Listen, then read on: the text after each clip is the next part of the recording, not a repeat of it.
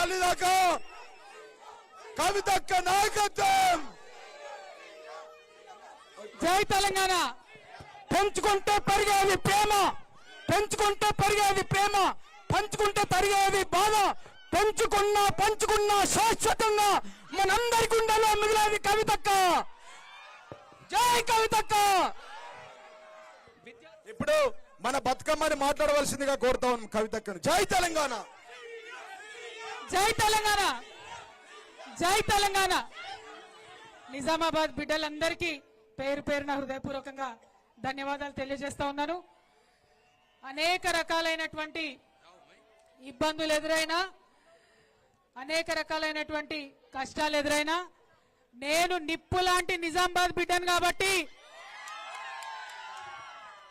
నేను నిప్పు లాంటి నిజామాబాద్ బిడ్డను కాబట్టి పిడికిలెత్తి అన్ని ఎదిరించి మళ్ళీ మీ దగ్గరికి ఈరోజు వచ్చిన మీ అందరినీ కూడా నాకు మద్దతుగా నిలిచినందుకు హృదయపూర్వకంగా ధన్యవాదాలు తెలియజేస్తా ఉన్నా. ఈ వేదిక మీద ఉన్నటువంటి మా జిల్లా అధ్యక్షుడు గారు జీవన్ రెడ్డి గారు, మా పెద్దన్న బాజిరెడ్డి గోవర్ధన్ అన్న గారు, బాల్కొండ శాసనసభ్యులు ప్రశాంత్ రెడ్డి గారు, అట్లానే సీనియర్ నాయకులు పెద్దలు వీజీ గౌడ్ అన్న గారు, మరి రాజ్యసభ సభ్యులు అన్న గౌరవనీయులు సురేష్ రెడ్డి అన్న గారు, అదేవిధంగా షకీల్ అహ్మద్ గారి ఆయేషా గారు, వైఫ్ ఆయేషా గారు, అట్లానే మరి ఇక్కడ పట్టణానికి సంబంధించి నిజామాబాద్ అర్బన్ కి సంబంధించినటువంటి శాసనసభ్యులు గణేష్ గుప్తా అన్న గారు, జెడ్పీ చైర్మన్ గారు విఠల్ రావు గారు, అదేవిధంగా వేదిక మీద అందరూ సీనియర్ నాయకులు డిసిఎంఎస్ చైర్మన్లు అందరూ ఉన్నారు. అందరికీ కూడా హృదయపూర్వకంగా నమస్కారాలు. కానీ అందరికంటే ఎక్కువ బతుకమ్మలు బోనాలు తీసుకొని వచ్చిన మా ఆడబిడ్డలకు ప్రత్యేకమైనటువంటి వందనాలు. ఇంత ఎండలో ఇంత కష్టపడి బోనాలు బతుకమ్మలతోని డప్పులతో ఎదురొచ్చినటువంటి మా అన్నలందరికీ కూడా హృదయపూర్వకంగా నమస్కారాలు. మరొక పక్క వలలేసుకొని చేపలు పట్టుకొని గొర్రె పిల్లని పట్టుకొని గొంగడేసుకొని మరి పెద్ద ఎత్తున వెదురు బుట్టలతో ఎదురొచ్చినటువంటి మా బీసీ అన్నదమ్ములందరికీ కూడా హృదయపూర్వకంగా ధన్యవాదాలు తెలియజేస్తా ఉన్నాను. మరి ఇవాళ నిజంగానే దసరా లెక్క అనిపిస్తున్నది నాకైతే. అంతేనా? అంత పెద్ద ఎత్తున మిట్ట మధ్యాహ్నం ఎండ కొడుతుంటే వెన్నెల్లో నిల్చున్నట్టు అందరు నవ్వుతా ఉంటే మనసు పులకరించిపోతా ఉన్నది. నిజంగా పడ్డ కష్టమంతా కూడా ఒక్క నిమిషంలో మర్చిపోయినా అని చెప్పి ఈ సందర్భంగా మీ అందరు కూడా తెలియజేస్తా ఉన్నాను. మీకు తెలుసు దేశంలో జరుగుతున్న పరిస్థితులు మీకు తెలుసు. కేసీఆర్ గారిని ఎదుర్కొనే దమ్ము లేక ధైర్యం లేక కేసీఆర్ గారి బిడ్డలైనటువంటి నా మీద రామన్న మీద కేసులు పెట్టే ప్రయత్నం చేస్తా ఉన్నారు. మాది భయపడే బ్లడ్ కాదు, భయపెట్టే బ్లడ్. అసలు ఎట్టి పరిస్థితుల్లో భయపడేదే లేదు. మేము తప్పు చేయలేదు కాబట్టి నా మీదైనా రామన్న మీదైనా కావాలంటే ఇంకెవరి మీద కేసు పెట్టుకున్నా బీఆర్ఎస్ నాయకులం నిప్పు కణికల్లాగా బయటకు వస్తామని చెప్పి ఈ సందర్భంగా తెలియజేస్తా ఉన్నా. ఎందుకైతున్నాయి కేసులు? ఇవ్వాలా కేంద్రంలో ఎదిరించి మాట్లాడితే కేసు, అవో చైనా వాడు బార్డర్ లోపలికి వచ్చిండు మరి చూసుకొని జరా అంటే కేసు, మరి ప్రజలకు మంచి జరుగుతలేదంటే కేసు. ఇక రాష్ట్రం సంగతి అయితే చెప్పనే అవసరం లేదు. ముఖ్యమంత్రి పేరు మర్చిపోతే కేసు, భూమి ఇయ్యకపోతే కేసు, రైతు భూమి ఇవ్వకపోతే కేసు, ఫేస్బుక్ లో మా అన్నదమ్ములు ఒక చిన్న పోస్ట్ పెడితే కేసు, ట్విట్టర్ లో మా ప్రొఫెసర్ లేదన్న అభిప్రాయం చెప్తే కేసు, ఇన్స్టాగ్రామ్ లో మా అక్క చెల్లెలేదన్న చిన్న వీడియో పెడితే కేసు. అంటే గింత భయం ఎందుకు? నిజాన్ని ఫేస్ చేయలేరా? మేం లేమా 10 ఏళ్ళ అధికారంలో? ప్రజలు మమ్మల్ని అనలేదా మాటలు? భరించినాం. ఎందుకంటే బరువు ఎత్తుకున్నాడు, బాధ్యత ఉన్నాడు, 10 మందికి పని చేయాల్సినోడు ఓపికతో ఉండాలి. ప్రజలకు కష్టాలు వస్తాయి, వాళ్ళకి ఇబ్బంది అవుతుంది. ఇబ్బంది అయితే నువ్వు పరిష్కారం చేస్తావనే నీకు నాయకత్వం ఇస్తారు, ఉట్టిగానే ఇయ్యారు, టైంపాస్కి ఇయ్యారు. మరి ఆ విషయం మర్చిపోయి ఇవాళ కేంద్రంలో కానీ రాష్ట్రంలో కానీ ఎదురు మాట్లాడితే కేసులు పెట్టేటటువంటి పరిస్థితి ఉంది. అందుకే చెప్తా ఉన్నా, ఈ కేసులు మమ్మల్ని భయపెట్టలేవు. ప్రజల నుండి వచ్చిన వాళ్ళం, ఉద్యమం చేసి తెలంగాణ రాష్ట్రం సాధించుకొని తీసుకొచ్చినటువంటి గులాబీ పార్టీ వాళ్ళం. ఖచ్చితంగా గట్టిగా నిలబడతాం, ప్రజల పక్షాన ఉంటామని ఈ సందర్భంగా తెలియజేస్తా ఉన్నా. మరి ఇక్కడ మా ఆడపిల్లలు చాలా మంది వచ్చినారు, డిగ్రీ చదువుకున్న పిల్లలు చాలా మంది వచ్చినారు. వాళ్ళందరూ నేను అడుగుతా ఉన్నా, మీకు స్కూటీలు వచ్చినాయా? చిన్న వచ్చినాయా బిడ్డ? ఆ కెమెరా వాళ్ళు అసలు చూపిరు, మా వాళ్ళు చెప్తున్నారు స్కూటీలు రాలేదట.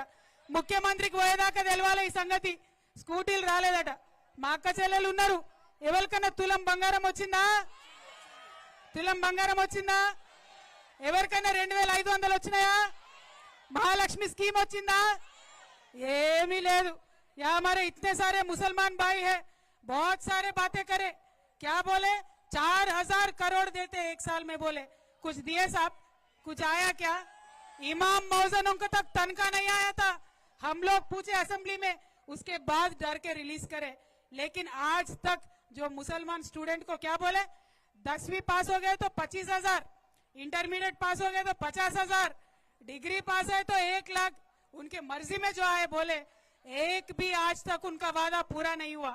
और खासकर हमारे मुसलमान भाई बहनों से मैं बोलना चाहती हूँ, क्या बोले थे कांग्रेस वाले, शादी मुबारक में स्पेशली मुसलमानों को 1,60,000 रुपये दूंगा, उसके साथ साथ 1 तोला सोना भी देते बोले। किसी को मिला क्या अम्मा? कहीं आया क्या किसी को? ఇప్పటిదాకా కూడా కేసీఆర్ పైసలే వస్తున్నాయి. గవే 2000 గవే కేసీఆర్ సార్ ఇచ్చిన పైసలే ఇప్పటిదాకా వస్తున్నాయి. బీరాల్ వారికి నానాడు మేము ఇస్తాం 4000, అధికారంలోకి రాగానే ఇస్తాం 4000 అన్నారు. వచ్చే నెలనే అధికారంలోకి ఎక్కినాక తెల్లారే ఇస్తామన్నారు. కానీ ఇంతవరకు 1 రూపాయి వచ్చింది లేదు. గదే కేసీఆర్ సార్ ఇచ్చిన 2000 ఇంకా కూడా ఇస్తున్నాడు. కాబట్టి ఇవాళ మహిళలందరికీ నేను కోరుతా ఉన్నా, విజ్ఞప్తి చేస్తా ఉన్నా, మనం ఊరుకుంటే వీళ్ళు కదలరు. మనం అడగాలి, ఎక్కడికక్కడ అడగాలి. ఏమైనాయి మా మహాలక్ష్మి పైసలు, ఏమైంది మా తులం బంగారం, ఎక్కడున్నారని అడగాలి. కాంగ్రెస్ వాళ్ళు వస్తారు కదా గల్లీలకు మాట్లాడడానికి, నిలదీయండి వాళ్ళని, ఖచ్చితంగా అడగండి ఒకసారి. అడగకుంటే ఇచ్చేటటువంటి ప్రభుత్వం ఇది కాదు, అడగకుంటే ఇచ్చేటటువంటి ప్రభుత్వం ఇది కాదు. కాబట్టి ఎక్కడికక్కడ నిలదీద్దాం, మీ వెంట నేనుంటా, ప్రతి చోట నిలదీద్దాం. మా ఆడబిడ్డలకు రావాల్సిన డబ్బులేందని అడుగుదాం. ఇవాళ ఒక గుర్తుపెట్టుకోండి, ఈ సంవత్సర కాలంలో మనకు పెంచిన పెన్షన్ ఇచ్చుంటే 2000 బదులు 4000 ఇచ్చుంటే ఒక్కొక్క ఆడబిడ్డకి ఇవాళ 24,000 అకౌంట్లో ఉంటుండే. మరి అది నష్టమైనట్టే కదా మనకు ఒక సంవత్సరం. అదే విధంగా 18 ఏళ్ళు నిండిన వాళ్ళందరికీ 2500 ఇస్తామన్నాడు. అది ఇచ్చుంటే ఇవాళ 30,000 ఉంటుండే కదా మన అకౌంట్లో. మరి ఆ మునిగిపోయిన 30,000, ఆ పోయిన 24,000 ఏడికి పోతాయన్న విషయం మనం ఎక్కడికక్కడ అడగాల్సినటువంటి అవసరం ఉంది. ఇక మోసం అంటే మామూలు మోసం కాదు. ఎవరిని మోసం చేయలే? విద్యార్థులను మోసం చేసిరు, రైతులను మోసం చేసిరు, మహిళలను మోసం చేసిరు, ఉద్యోగులను మోసం చేసిరు. ఇవాళ నేను వస్తుంటే జగిత్యాల నుంచి ఒక మెసేజ్ వచ్చింది నాకు. కేసీఆర్ సార్ ఉన్నప్పుడేమో పీపుల్స్ ఫ్రెండ్లీ పోలీస్ అని ఉండే, మన పోలీసు వాళ్ళు జాగ్రత్తగా చూసుకుంటారు ప్రజల్ని. ఇవాళనేమో కాంగ్రెస్ ఫ్రెండ్లీ పోలీస్ అట. ఏందంటే ఉల్టా పోలీసుని కొడతారు కాంగ్రెస్ వాళ్ళు, కానీ ఆ కాంగ్రెస్ ఆయన స్టేషన్ లో పెట్టద్దట. వచ్చి బరబర మంచిగా కాంగ్రెస్ ఎమ్మెల్యే తీసుకొని వెళ్ళిపోయింది ఆ నాయకుడిని. ఇవాళ ఓన్లీ కాంగ్రెస్ ఫ్రెండ్లీ పోలీస్ నడుస్తుంది రాష్ట్రంలో, పోలీసుల జులుం నడుస్తుంది రాష్ట్రంలో. కాబట్టి నేను అడిగేది ఏంటంటే, ఇవాళ కేసీఆర్ గారి ప్రభుత్వంలో చేసిన మంచి పనులు కొనసాగించండి. కొనసాగించే ధైర్యం లేదు, కొత్త చేసే ధైర్యం అసలే లేదు. కానీ ఈ విషయాలన్నీ మనం ప్రజలకు చెప్పాల్సినటువంటి అవసరం ఉన్నది. దయచేసి ఇవాళ ఇక్కడికి వచ్చిన బీఆర్ఎస్ పార్టీ కార్యకర్తల నాయకులు గుర్తుపెట్టుకోవాలి, ఇటు ఉన్న సూర్యుడు అటు ఉదయించినా రాబోయేదంతా కూడా నిజామాబాద్ లో గులాబీ జెండా శకమే, గులాబీ జెండానే ఎగురుతుంది. ఎక్కడ కూడా ఎవరు కూడా దాన్ని మార్చలేరు, ఎక్కడ మార్చలేరు. ఇవాళ లోకల్ బాడీ ఎలక్షన్స్ కావచ్చు, రేపు రాబోయే ఎమ్మెల్యే ఎలక్షన్లు కావచ్చు, రాబోయే ఎంపీ ఎలక్షన్లు కావచ్చు, ఖచ్చితంగా చెప్తా ఉన్నాం గులాబీ జెండాదే రాబోతా ఉన్నది, గులాబీ జెండానే జిల్లా అంతా ఎగరబోతా ఉన్నది. కాబట్టి మా రైతన్నలందరినీ ఒకటే కోరుతా ఉన్నా నేను, మనకు రైతు భరోసా ఎగబెట్టిరు, దాని గురించి అడగండి. రుణమాఫీ చేసినామంటారు, మనకు రాలే, మన పక్కింటోళ్ళకి రాలే, ఎవరికి వచ్చిందో ఎవరికి అర్థమవుతుంది. మరి అటువంటి పరిస్థితి ఉన్నది. ఇండ్లు ఇస్తామన్నారు, ఇందిరమ్మ ఇండ్లు, కనీసం ఇంతవరకు మాట లేదు, ముచ్చట లేదు. అప్లికేషన్లు తీసుకొని చెత్తబుట్టలు వారేసినటువంటి పరిస్థితి ఇవాళ మనం చూస్తా ఉన్నాం. అన్నిటికన్నా ఘోరం దారుణం ఏంటంటే, కేసీఆర్ సారు పేద పిల్లలు చదువుకోవాలి మంచిగా అని చెప్పి గురుకుల పాఠశాల పెట్టి లక్షలాది మందిని ఆయన చదివిస్తే ఇవాళ ఆ గురుకులాలు కూడా నడపడం చేతగానటువంటి ప్రభుత్వం మన ప్రభుత్వం అని తెలియజేస్తా ఉన్నా. 57 మంది బిడ్డల పొట్ట పెట్టుకున్నారు, 57 మంది పిల్లలు గురుకులాల్లో చనిపోయారు. ఇంకా ఎంతమంది పిల్లలు పొట్టన పెట్టుకుంటారని ఈ ప్రభుత్వాన్ని నిజామాబాద్ గడ్డ నుంచి నేను అడుగుతా ఉన్నా. మన ఉమ్మడి నిజామాబాద్ లోనే 3 పిల్లలు చనిపోయినటువంటి పరిస్థితి ఉన్నది. రాష్ట్రం అంతా 57 మంది చదువుకునేటటువంటి పరిస్థితి ఉంది. మరి అలా పిల్లల్ని చూసుకోరాకపోయే, మహిళలకు చెప్పిన ఇయ్యరాకపోయే, రైతులకు చెప్పింది ఇయ్యరాకపోయే, మరి ఉద్యోగాలని యువతను తప్పుదారి పట్టించే ప్రయత్నం చేశారు. ఇవాళ యువ మిత్రులంతా ఒకసారి ఆలోచన చేసుకోవాలి. ఉద్యోగాలు ఇచ్చినా అని చెప్తున్నాడు, సంవత్సరంలో 2 లక్షల ఉద్యోగాలు ఇస్తా అని చెప్పారు. కానీ ఇప్పటి వరకు మన కేసీఆర్ సార్ ఇచ్చిన నోటిఫికేషన్లే ఉద్యోగాలు ఇస్తున్నాడు. ఆనాడు కేసీఆర్ సార్ ఎవరన్నా ఉద్యోగంకి ఎక్కితే ఇంటికి ఆర్డర్ పోతుండే. ఇవాళ ఉన్నటువంటి సీఎం గారు ఏం చేస్తున్నాడు, చెప్పరాసి నౌకరు వచ్చినా, ఐఏఎస్ నౌకరు దాకా వచ్చినా, ఏదొచ్చినా ఆయన పిలుచుకొని ఆయన చేయితోనిచ్చి ఇగో నేనిచ్చినా అని చెప్పుకుంటున్నాడు. ముందెన్నడూ లేదు అటువంటిది. ముఖ్యమంత్రి లెవెల్ అట్లా చేయలే. కానీ ఈ ముఖ్యమంత్రి గారు మభ్యపెట్టడానికి, యువకుల్ని మభ్యపెట్టడానికి మాత్రమే ఆ యొక్క ఆలోచన చేస్తున్నాడు. కానీ నమ్మేది లేదు. ఇవాళ యువ మిత్రులందరూ నిజామాబాద్ వాళ్ళు ఒక్కసారి పిడికిలెత్తాలే. సంవత్సరానికి 2 లక్షల ఉద్యోగాలు ఇస్తా అన్నారు, ఇవ్వలేదు. మరి ఆ విషయంలో మీరు ఖచ్చితంగా వెంటపడాలి, అడగాలని చెప్పి మా యువ మిత్రులను అడుగుదామా? ఉద్యోగాలు కావాలా వద్దా? అడుగుదామా వద్దా? జై తెలంగాణ.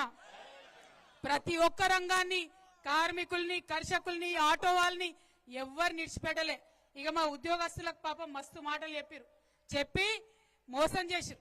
ఇవాళ ఇక్కడ ఉన్నటువంటి ఉద్యోగస్తులు ప్రతి జిల్లాలో, ప్రతి రాష్ట్రంలో మా గోడు వెళ్ళబోసుకుంటున్నారు. అక్క కేసీఆర్ సార్ ఉన్నప్పుడు 2 సార్లు పిఆర్సీ ఇచ్చిరు, 40% జీతాలు పెంచిరు. ఈయన వచ్చినాక 5 డిఏలలో 1 డిఏ మాత్రం ఇచ్చిండు, అది కూడా 17 కిస్తీలు ఇచ్చిండు అని చెప్పి. ఇక మా ఆటో కార్మికులకు సంబంధించి మీకు తెలుసు, వాళ్ళ ఇబ్బందులు మీకు తెలుసు.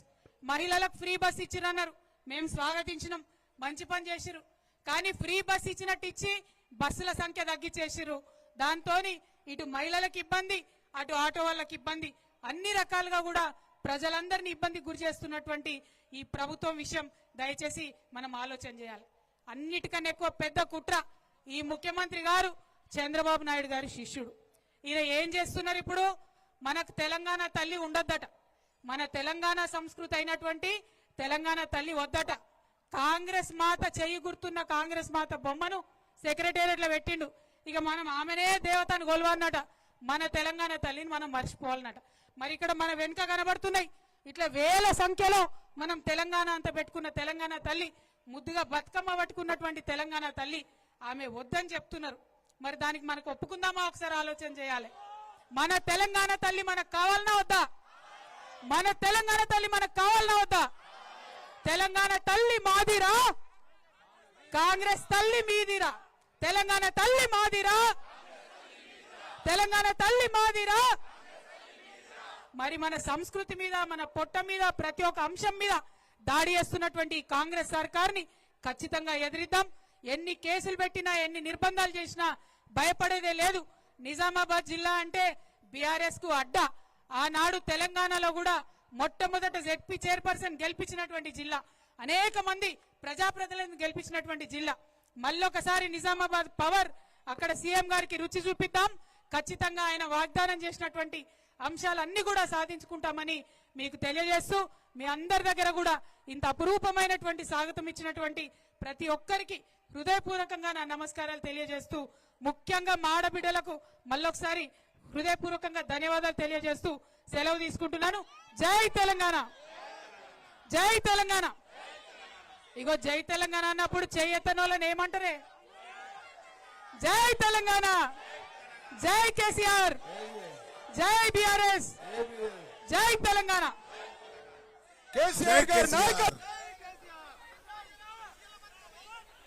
అందరికి నమస్కారం.